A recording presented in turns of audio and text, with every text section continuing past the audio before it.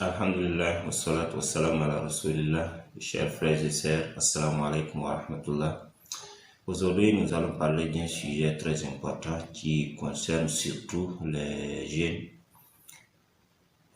Il s'agit d'une notification, une alerte et un conseil dont certains jeunes sont venus demander auprès d'Imam Nursi pour pouvoir prévenir les dangers provenant de la vie, de la jeunesse, des caprices et des désirs. Donc, Imam leur répondit en ces termes que votre jeunesse disparaîtra inévitablement. Si vous ne restez pas dans les limites permissibles, votre jeunesse sera perdue et elle va vous apporter des douleurs beaucoup plus nombreuses que ses désirs dans ce monde, la tombe et l'au-delà. Si vous canalisez cette jeunesse vers la chasteté, la pudeur et l'obéissance, en guise de reconnaissance envers la faveur apportée à cette jeunesse, celle-ci symboliquement deviendra impérissable et sera une raison d'acquérir une jeunesse éternelle. Voilà la première partie de la réponse de l'imam Nursi à la demande de ces jeunes. Donc c'est une logique, mais comme souvent en tant que jeune, on se croit jeune, capable de tout faire. Et souvent, on cherche le plaisir sans tenir compte de ce qui est licite, ce qui n'est pas licite, tout en oubliant que cette jeunesse dont nous avons aujourd'hui, ça va prendre fin. Et c'est une réalité, nous tous on sait que c'est la jeunesse aboutit à la vieillesse. Les actes dont nous posons aujourd'hui, c'est ce que nous allons vivre quand nous allons devenir des vieux. Donc ça fait que si nous utilisons cette jeunesse d'une manière très mauvaise, nous allons souffrir à cause des actes dont nous posons aujourd'hui quand nous allons devenir des vieux.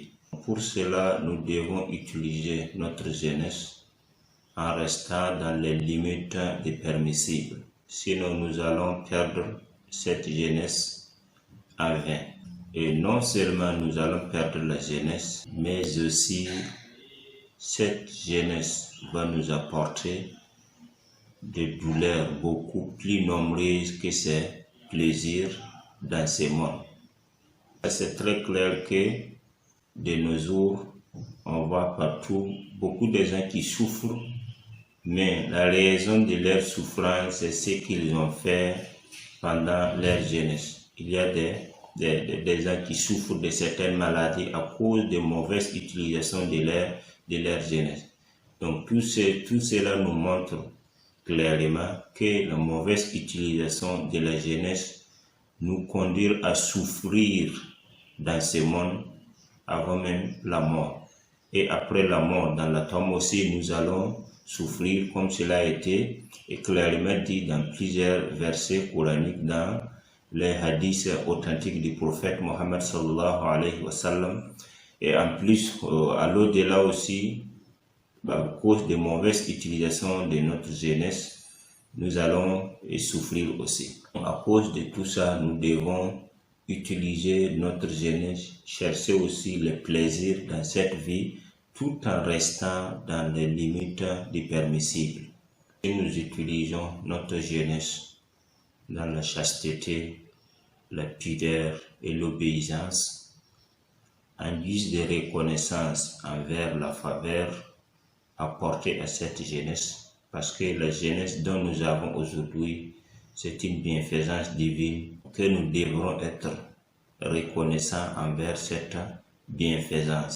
Mais la première chose pour être reconnaissant à cette bienfaisance, c'est d'utiliser cette jeunesse dans les limites des permissibles. Et si nous utilisons cette jeunesse dans les limites des permissibles, cette jeunesse va devenir une raison d'acquérir une jeunesse éternelle. Parce que La jeunesse dont nous avons dans cette vie, c'est une jeunesse périssable. Ça va finir. Utilisons cette jeunesse dans les limites permissibles. Ça va nous permettre d'avoir le bonheur éternel, d'avoir le paradis dans lequel la jeunesse reste impérissable. Assalamu alaikum wa rahmatullah.